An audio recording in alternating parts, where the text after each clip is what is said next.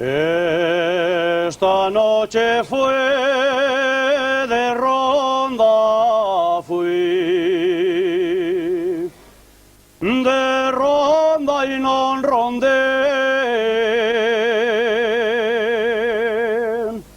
Mordióme el perro, tu padre ya. Perdí más que gané.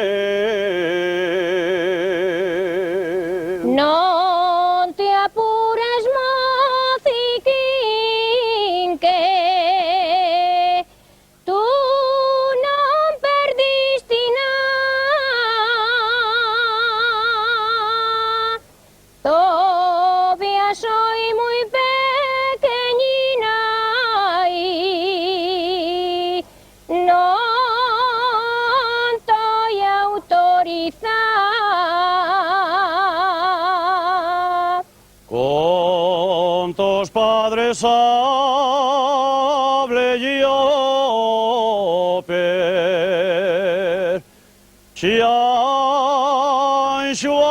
el otro año, y de la vez Coyiapa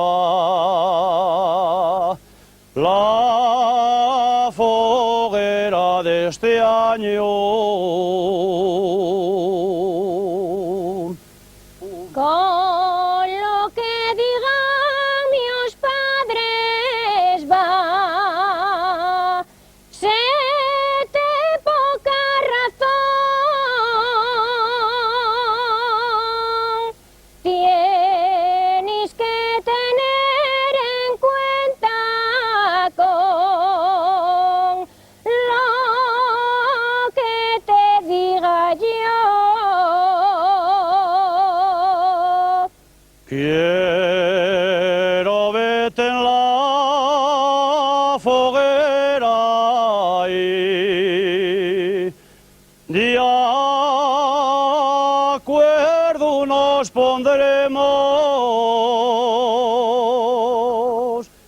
pa' coger la flor del agua y la fonte enramaremos. Pues ya estamos convencidos y en la foguera estaremos pa' que San Juan nos bendiga y pronto nos casaremos.